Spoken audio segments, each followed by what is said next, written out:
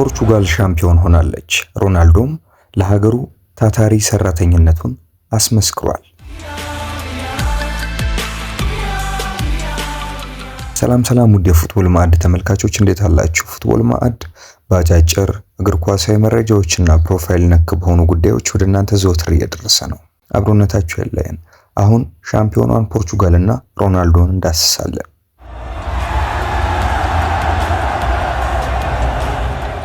የፖርቹጋል ብሔራዊ ቡድን የስፔናቸውን በመለያ ምት 5-3 በማሸነፍ የኔሽንስ ሊግ አሸናፊ መሆኑን አረጋግጧል። በመደበኛ የጨዋታ ክፍለ ጊዜ ሁለቱ ቡድኖች ጨዋታቸውን 2-2 ነበር ያጠናቀቁት። የስፔንን ግብ ዙቢሜንዲና ኦያያ ዛርባል ሲያስቆጥሩ ለፖርቹጋል ክርስቲያኖ ሮናልዶና ሜንዴዝ ከመረብ አሳርፈዋል። ፖርቹጋል ሁለተኛ የአውሮፓ ኔሽንስ ሊግ ዋንጫዋን ማሸነፍ ችላለች። ክርስቲያኖ ሮናልዶም ለፖርቹጋል ብሔራዊ ቡድን 138ኛ ግቡን ማስቆጠር ችሏል። የፖርቹጋል ብሔራዊ ቡድን የኔሽንስ ሊግ ዋንጫን 2 ጊዜ ያሳካ የመጀመሪያው ብሔራዊ ቡድንም ሆኗል። ፖርቹጋል ስፔንን በ21 ዓመታት ውስጥ ለመጀመሪያ ጊዜ ነው ያሸነፈችው።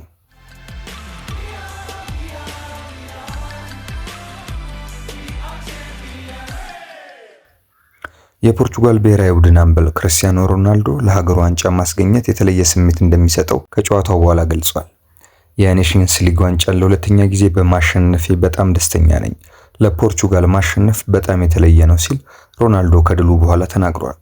በርካታ ዋንጫዎችን አሸንፌያለሁ፣ ነገር ግን የትኛውም ዋንጫ ከፖርቹጋል ጋር ካሸነፍኩት ዋንጫ አይበልጥም ብሏል ሮናልዶ። ስለ ወደፊት ቆይታው የተጠየቀው ሮናልዶ በቅርቡ ማሰብ እጀምራለሁ፣ አሁን ግን መደሰቻዬ ጊዜ ነው ብሏል። ሮናልዶ አክሎም ለሀገሬ ፖርቹጋል እግሬን መስበር ቢኖርብኝ ያለማመንታት አደርገዋለሁ ሲል አስተያየቱን ሰጥቷል።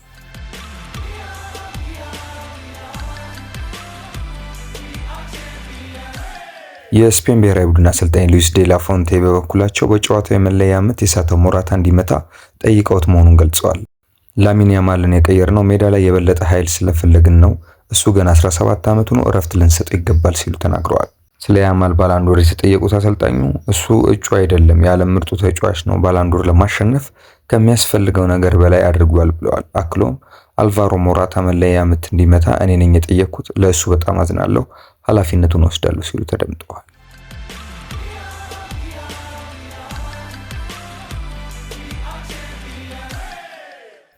በተያያዘ ማርሴል ራይስ ከታላላቅ ዋንጫዎች ጀርባ የሚገኘውን ቀራጺ እናያለን።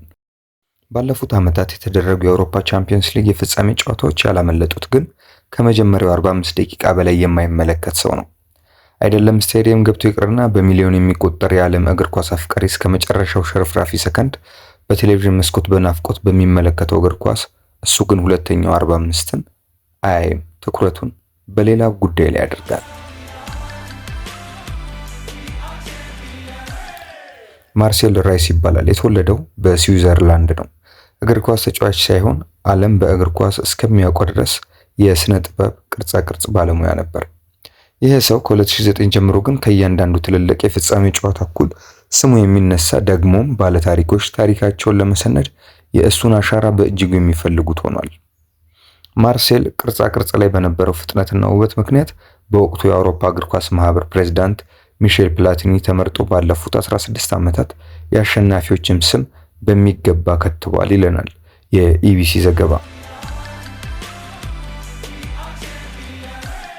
በርካታ ድራማዊ ክስተቶች በሚስተናገዱበት ሁለተኛው ግማሽ የጨዋታ ክፍለ ጊዜ ደጋፊዎች ቡድናቸው አሸንፎ ትልቁን ዋንጫ እንዲያነሳ በታላቅ ጉጉት በሚጠብቁበት በዚያ ሰዓት እሱ ግን ከሞቀው የስታዲየም ትዕይንት ገለል ብሎ ትኩረቱ አሻራውን የሚያስቀምጥበትን ቅጽበት መጠበቅ ላይ ነው። ስህተት ፈጽሞ በማይታሰብበት ፊደሎችን በጥንቃቄ መቅረጽና ፍጥነት የማርሴል ራይስ የመጨረሻዎቹ ሰከንዶች ጥንቃቄዎች ናቸው።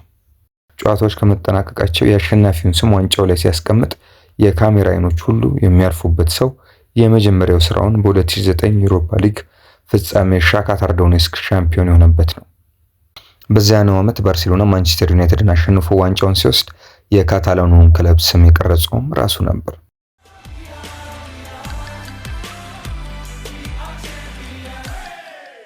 የእግር ኳስ ታሪክን በጥቂት ደቂቃዎች ውስጥ የሚከተበው ቀራጺው ስለ ራሱ ሲናገር በአብዛኛው ተረጋግቼ ልመለከት የምችለው ከእረፍት በፊት ያለውን ግማሽ የጨዋታ ክፍለ ጊዜ ነው።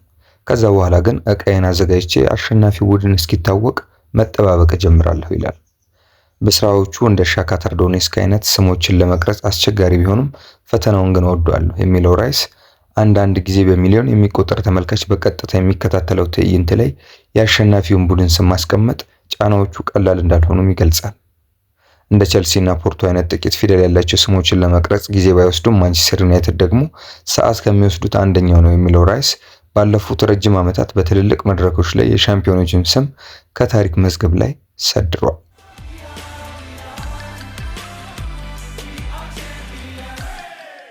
ከሻምፒዮንስ ሊግ ፍጻሜ ባሻገር የዩሮፓ ሊግ እና የሀገራት የፍጻሜ ጨዋታዎች ላይ ያለማቋረጥ የሚገኘው ታማኙ የእግር ኳስ ሰው ትናንት ምሽት ፖርቹጋል በኔሽንስ ሊግ ስፔንን አሸንፋ ዋንጫውን ስትወስድ በ15 ደቂቃ ውስጥ 71 ሳንቲሜትር እንዲሁም 7.5 ኪሎ ግራም የሚመዝነውን ከብር የተሰራ ዋንጫ ላይ የሮናልዶን ሀገር ስም ጽፎ አስረክቧል።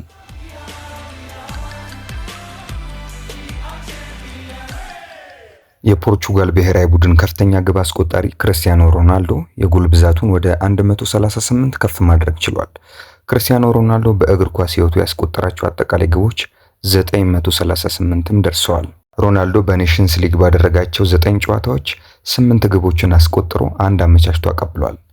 ፖርቹጋል ጀርመንን ከ25 ዓመታት በኋላ ለመጀመሪያ ጊዜ በማሸነፍ ለፍጻሜው መድረሱ አይዘነጋም። ስፔንን ደግሞ ከ21 ዓመታት በኋላ በመርታት የኔሽንስ ሊጉ 2 ጊዜ ሻምፒዮን ሆናለች።